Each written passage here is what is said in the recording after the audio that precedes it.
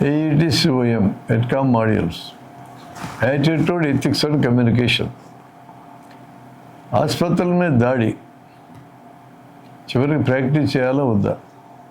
ఒక ఆసుపత్రి మీద దాడి జరుగుతుంది, బండ బూతులు తిరుగుతున్నారు, లాతో మొదలవుతుంది, దొంగ అని అన్నాక మళ్ళీ అలానే ముగిస్తారు, కారం పోస్తాం, బట్టలు ప్రదేశ్ తన్నుకుంటూ ఊరేగిస్తాం, కలిసిన మళ్ళా లానే అంటారు, కొవ్వెక్కిన రకరకాల తిట్లు. ఈ తిట్లని రాయడం సాధ్యం కాదు ఎవరికి, మాట్లాడటం కూడా ఎక్కడ కల్చర్డ్ పీపుల్కి సాధ్యం కాదు. నీ ఎవ్వ, నీదొక బతికేనా, నువ్వు ఒక డాక్టర్వా, ఆసుపత్రి మూయిస్తాం, పేగులు తీసి స్మెల్ వేసుకుంటాం, ఇట్లాంటివన్నీ వాడతారు.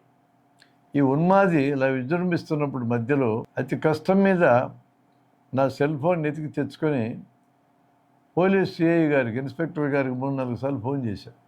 నా దురదృష్టం సెల్లో దొరకలేదు ఆయన. ఏఎస్ఐ గారు వారికి చేశారు. వారు కూడా సాయంత్రం 5 గంటల తర్వాత నేను చేసిన కాల్కి రెస్పాండ్ అయ్యి ఆసుపత్రికి తాపీగా వచ్చి విషయం కనుక్కో రిపోర్ట్ ఇవ్వమని చెప్పి వెళ్ళిపోయారు.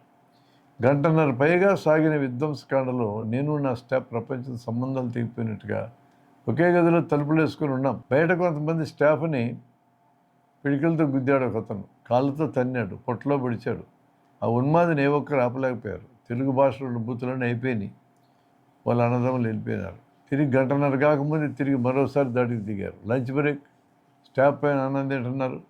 ఓపీలో ఒకదాన్నే ఉన్నా నేను. ఒక వ్యక్తి 2-3 ఎంటబెట్టుకొని వచ్చి రూమ్లోకి దూసుకొస్తుంటే అనుమానాస్పదంగా ఉండి నేను 2 రూములు అవతలకి వెళ్ళిపోయి బెడ్రూమ్లో దాక్కున్నాను. ఓపీ తలుపుల్ని కాలుతో తంతూ పగలగొడుతూ నానా తిట్లు మళ్ళీ తిట్టం మొదలెట్టాడు. తిరిగి బయటికి రాని సంగతి చూస్తాను, మళ్ళీ బూతులు ఎత్తుకున్నాడు. ఒకరి సెల్ ఫోన్లో రికార్డు చేశారు. ఏ స్థాయిలో దాడి జరిగిందో, ఇంత చండాల భాష వాడి మా మర్యాదను మంట కలిపారు. ఆ రికార్డు సాక్ష్యంగా మీరు వినొచ్చు.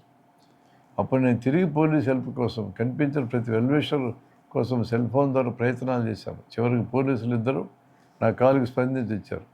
బయట పోలీసులు దొండగలను కంట్రోల్ చేశారని వారిని పంపించి ప్రయత్నం చేశారని జనం చెప్పారు.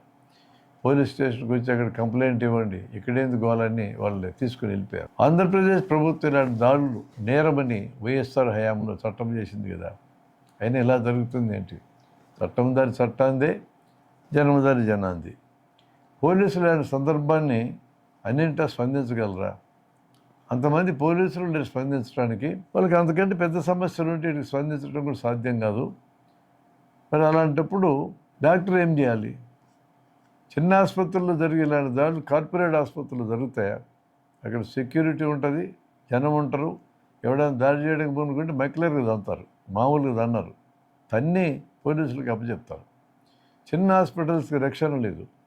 ఆ రక్షణ లేకపోవడం అనేది ప్లాన్లో భాగమా? చిన్న హాస్పిటల్ నెమ్మదిగా మాయమైపోయి ప్రజలందరూ కార్పొరేట్ వైద్యానికి వెళ్ళాలని ఈ పథకం ఏమైనా జరుగుతూ ఉందా? వైద్యంలో చిన్న తేడా వచ్చినంత వైలెంట్గా జనం ఎందుకని రియాక్ట్ అవుతారు? ఒక వైద్యంలోనే డాక్టర్లు దేవుళ్ళ కింద భావిస్తారు. ఇంజనీర్లు తప్పు చేసి లంచాలు తీసుకొని ఎక్కువ ఇసుకేసి తక్కువ సిమెంట్ వేసి బిల్డింగ్లు కట్టి కూలబడితే జనం చచ్చిపోతే వాళ్ళ మీద పెద్ద కేసులు ఉండవు. రాజకీయ నాయకులు తప్పుడు వాగ్దానాలు చేసి జనాన్ని మొత్తాన్ని బజార్లు పెడితే వాళ్ళ మీద ఏ కేసులు ఉండవు. వాళ్ళు ఎన్ని అవినీతులు చేసిన అధికారానికి వస్తే మొత్తం మాయమైపోతాయి. అపోజిషన్ మీద అన్ని సంస్థలు దాడి చేస్తాయి. కంటి ఆపరేషన్లు ఎక్సలెంట్గా చేయగలిగే డాక్టర్లు ఒకసారి ఆపరేషన్ చేస్తే 59 మంది కళ్ళు పోయినాయి. ఎక్సలెంట్గా చేసిన డాక్టర్ల చేతుల్లో వరుస పెట్టి 59 మంది కళ్ళు ఎట్టబోతాయి. తీరా పరిశీలన చేస్తే వాళ్ళు వాడిన సెలైన్ ఇన్ఫెక్టెడ్ సెలైన్ అని తేలింది. డాక్టర్లు సస్పెండ్ అయినారు. ఇన్ఫెక్టెడ్ సెలైన్ సప్లై చేసినటువంటి కంపెనీకి ఏం ప్రమాదం రాలే. గోరఖ్పూర్లో పిల్లల డాక్టర్ కఫీల్ ఖాన్ సెలవు రద్దు చేసుకొని వచ్చి కనీసం 50 పిల్లలు మరణించకుండా కాపాడాడు.